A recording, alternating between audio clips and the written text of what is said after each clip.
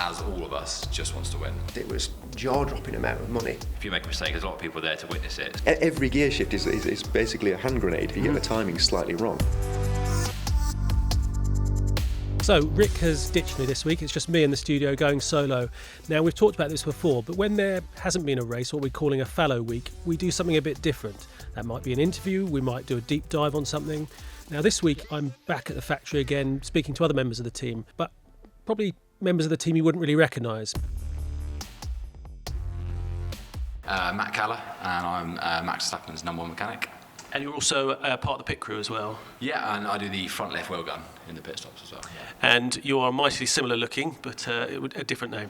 I'm John Caller, and I'm Yuki Tsunoda's #1 mechanic, and I do the left rear wheel gun in pit stops. So we talk about Max, everyone knows his brilliance and what he's capable of doing in the car, but what's he like as a human being? He seems to have a really good rapport with all the team. He's very easy to work with, as in, yeah, people will have this, perception of him because sometimes what gets, cut and put together in certain, scenarios online and bits and bobs, but he, as all of us, just wants to win. So when there's frustrations, it's only natural if we're, slightly off the pace or something's gone wrong. If we were mic'd up in the same way that he's mic'd up during these situations, you'd hear largely the same things from us as well. Probably worse. Probably a lot worse, yeah. At the same time, we know he's working just as hard as, we feel like we're working for the end goal as well. So you don't mind that frustration because you're all trying to push the same way. But he's very, for the most part, he's very laid back, very easy to work with. Very relaxed, very personable, and just nice. And that every time he gets in that car, he is going to get absolutely everything out of it. Most recently in Miami, probably the car shouldn't have been that quick. Whereas Max just seems to find that extra little bit every time that he sometimes don't think should almost be there, and he pulls it out, so it's pretty impressive. Yeah. What about Yuki? I've interviewed him for the first time in Miami. He brings quite an energy outside of the car. What's he been like as a force of nature, perhaps, coming into the team? He's great. He's a really, really friendly guy. He makes the effort to come and say hello to everyone before the sessions, after sessions, which very little gesture. They don't have to do it, but it does mean a lot to me and the guys that he comes and makes that time for us. He's very funny. He's hilarious, actually. He does come across as well, but I don't know if he knows how funny he actually is. But I think when you speak to him, he's actually hilarious. Yeah, he's a good bloke to have around. And he's been a really positive influence on the team, I think, so far. Obviously, there's quite a likeness between you two. I don't know how often or if at all you've tried to dupe anyone to be the other in the Formula One team. Does that happen? Well, within the Formula One team, I think probably inadvertently it probably has, to be fair, in terms of, I think even like Paul Monaghan, Pedal still gets us confused. I think he doesn't. It's only when we stood at the front of each car he knows who's who. I had Vegas off. I don't even know if Max or anyone else knew that John was stood at the front of. I don't think Max knew it wasn't Matt stood at the front of the car. Yeah. I think he just thought it was business as usual, if I'm honest. And then when they told him after that, I think it was Qatar, that Matt's back, he kind of looked up and went, I didn't know he's gone. Yeah. It's like it's good. It's easy replacement this year. Yeah, it's quite cool being stood at the front of two cars, look across, and you've got your doppelganger next to you. I'm always fascinated by pit stops, and things go well, things go wrong. What's been your worst moment on a pit stop? To be fair, my worst one was Austin in, I think it was 2020, I think. Yeah, when we were going for the, I think it was Constructors title at the time, and yeah, Max came in, and I ended up undergunning it on the way off, and then from that then there's a bit of a fuss, and so I think the total, by the time I'd worked out what was going on, how to fix it, got the spare gun, put it back together, I think it was 10-second stop, which feels like a decade, because you're so used to it just coming in, it's just muscle memory. Wheel comes off, wheel goes on, down, off it goes. So when something goes wrong, it takes you a split second to work out, okay, what's actually going on here, and then by the time you then figured out what it is, fixed it, so that was a particularly bad one. I think Max was fairly vocal on the radio. Did he have a chat with you afterwards, or?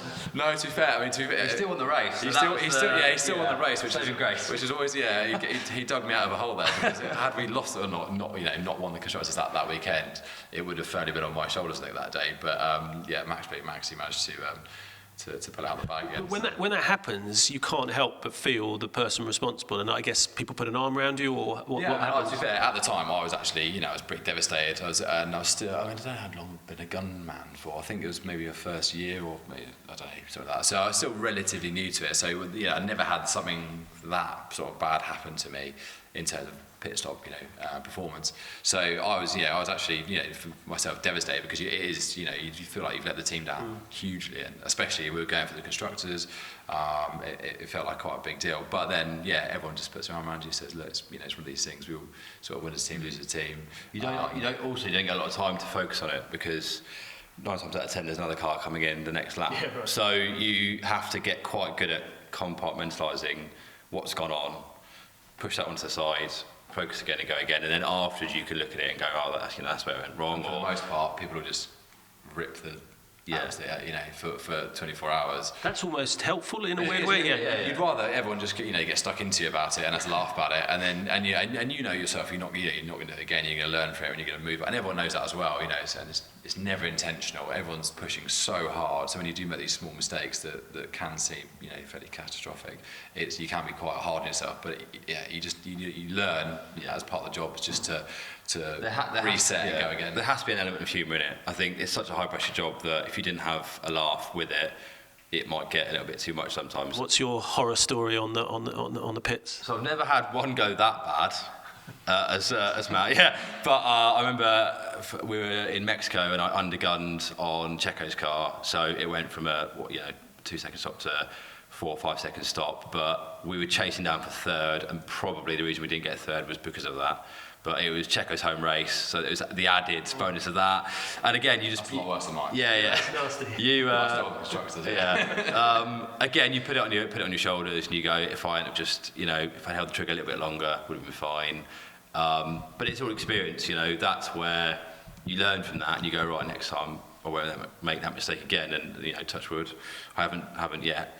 What's it like when you have a weekend like Bahrain, like with the lights and how that was working? That must have been deeply frustrating. It is frustrating because it just that could have happened at any point during the weekend, and Sod's Law says it's the first pit stop of the race. You can only work from that point, and I think we adapted as best we could. And it's just the way racing goes sometimes. We've got a very, very bulletproof system, and that was just an absolute freak fault. Fault that's never happened before. So I think we reacted well to it. We did the best we could, salvaged some places, and then you move on. But you just make sure again you put in processes that mean that should never happen again. I did a piece a few years ago on the blind pit stop you guys did. That was sort of mayhem, but amazingly impressive. It was really good fun actually doing that. We'd kind of talked about it for a while, and then when they actually came to us and said we want to do this, we sort of laughed. Do you think it's possible?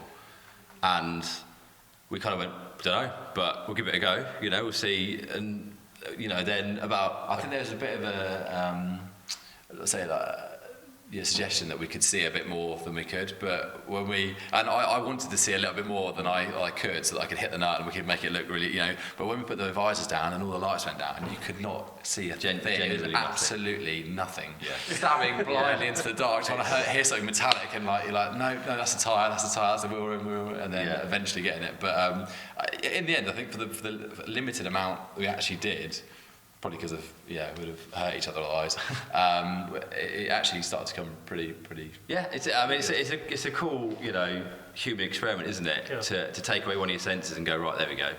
But I think it just shows muscle memory that we have plays a massive part in what we do.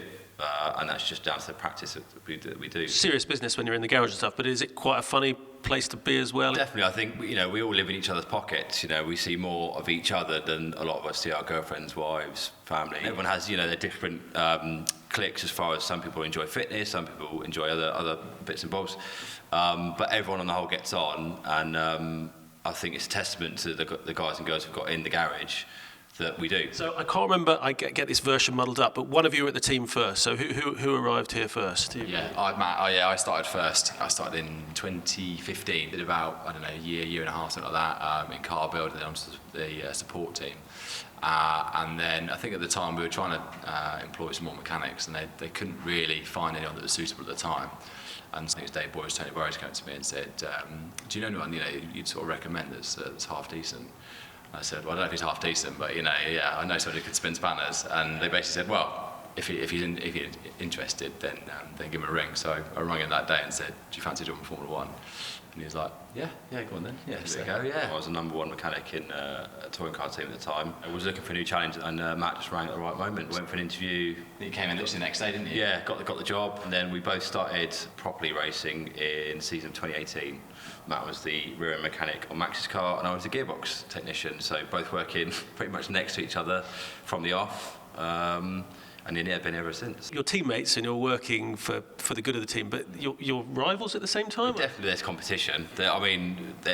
As brothers, it's always going to be competition. We work for each other. We're a team. We're all here as a team, but there's certainly bragging rights, to pole positions, race wins, anything, who can get the floor off quickest, whatever it might be. There's always some sort of race. Yeah. There's always a race going on somewhere.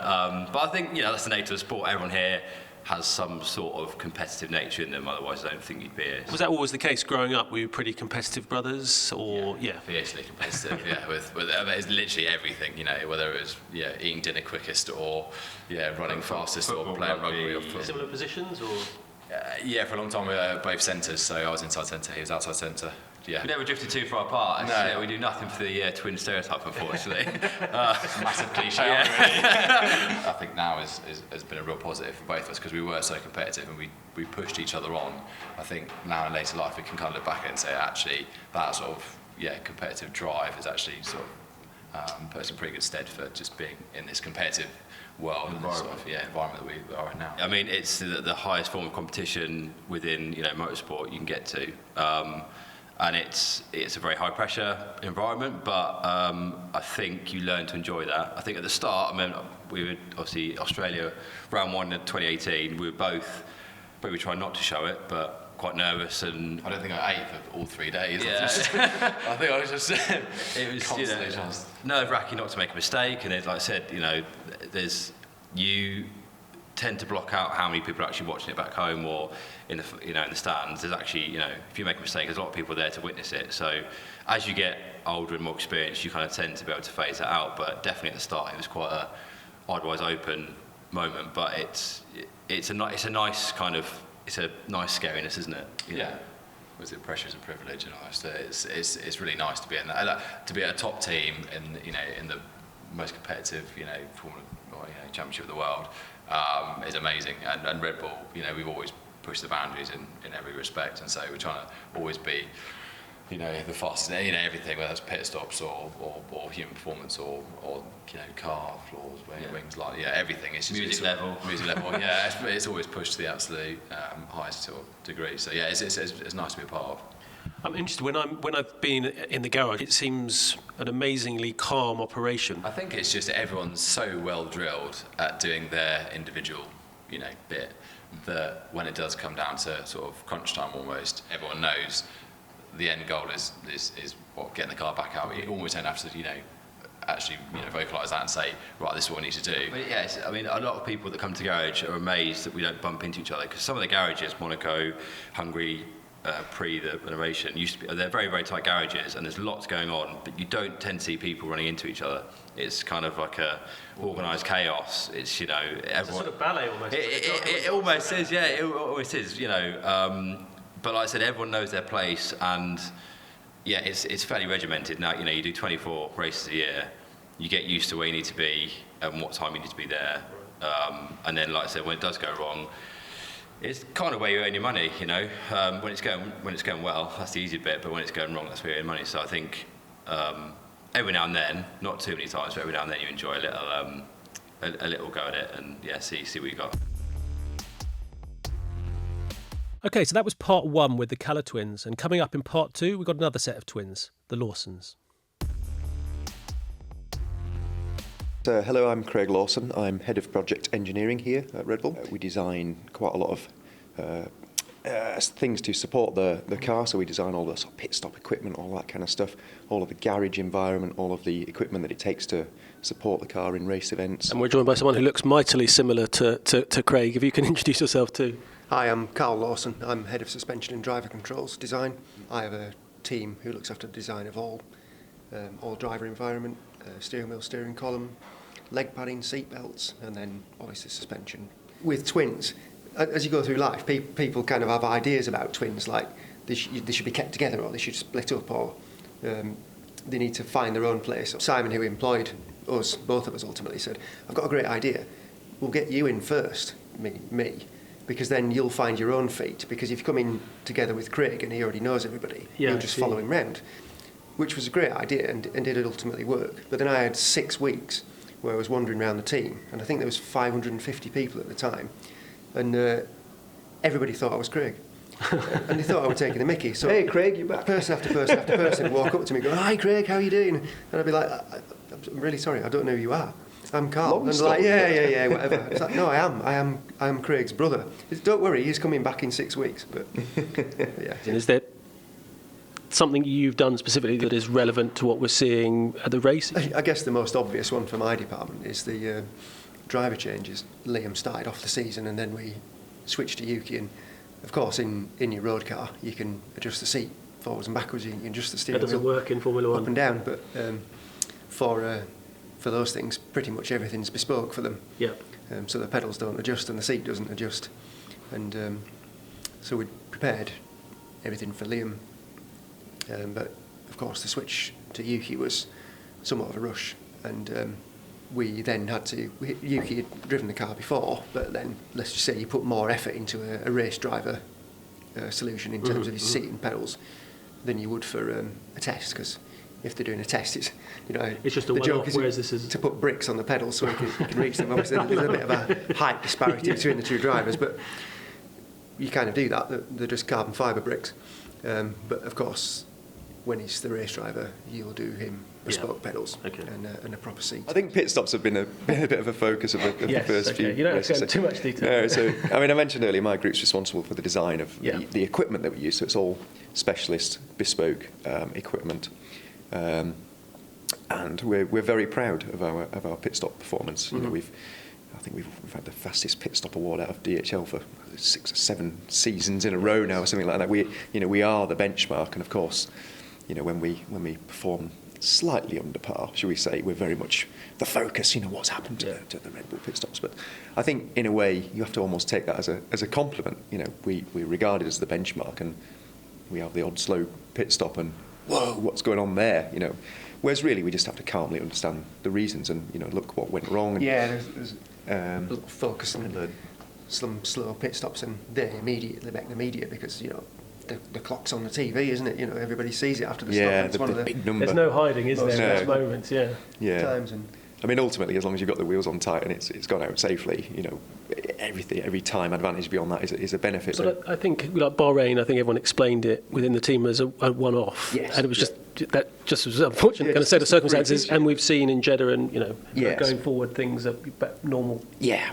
Back to normal. I should hope so. Okay. Yeah, you know, other teams have slightly slow pit stops, and it doesn't even feature on anyone's radar. You know, we're just up there. But you just have to calm. The closer you are to the front of the grid, the more it matters. Yeah. And so you've always been design engineers then in this team, and what have you done different roles to get to this point? Yeah, we both worked in research and development. Right. Or R&D test was the first department, and then my role was designing the test equipment. So all the suspension, all the Class A parts for the car are physically tested before they go on the car. The beautiful car components that Carl now designs, you know, the first offs, ironically, you engineer these wonderful components. You take them straight to the R&D labs and rip them in bits to prove that they're up to the job. So I think you've become sort of poacher gamekeeper, haven't you? You used to design the test equipment to rip these components in bits, and now you design, you know, the components, the victim, shall we say? Can we talk about your journey then? Yes, absolutely. So going way back, the placement was in the same place in the R&D test labs. But when I came back after the placement, we'd struggled a bit with gearbox reliability through the sort of end of the Jaguar era. We can't be pulling over at the side of a track with a failed gearbox, so there was heavy investment in gearbox test technology. Basically, just before I started, we'd signed the purchase order for a multi-million-pound specialised high transient gearbox test dyno. So, like, basically a piece of equipment that can exercise the gearbox properly as it's used on track, but in a test cell environment. So you can basically smash it to bits behind closed doors and you know, get it up to scratch, find out where the problems came around are. the office because it was £5.25 million, wasn't it? Something like that. I've never seen anything so big in our entire lives. I mean, compared to what Red Bull has invested in powertrains, I wouldn't call it trivial. It's But still it's a lot of small fry money. in But, comparison. Yeah. but back in them days, it was jaw-dropping amount of money. Yeah, and we progressed really, really quickly. You know, we fixed a lot of the issues that we had, and then moved forwards to sort of developing the thing, getting greater efficiency. We actually engaged the gearbox into 2 gears at the same time momentarily, so we can kind of do a handover from this gear. Oh, I see. So it and then makes it like the immediacy of it. Yeah, momentarily in 2 gears, and then we have to quickly get it, out of the preceding gear, if that makes sense. And all the armchair engineers will be thinking, well, you can't be in 2 gears at the same time. You're in a state of mechanical lock. It's going to blow up. Well, the answer is you can be in 2 gears. You just have to be in them just for the tiniest possible moment and make sure you get out of them again as quickly as possible before the whole thing blows up. Right, I was going to say, because you get that timing wrong, it goes quite it badly goes wrong. bang. Yeah, One revolution, it's all in. exactly bits. one gear revolution, and it's going to lock up and explode. And I'm not being dramatic there. You put a gear in the ceiling, didn't you? Yeah, we put a gear in the ceiling, and getting that every gear shift is basically a hand grenade if you get the timing slightly wrong. So that the risk reward is, it's actually quite high. Yeah.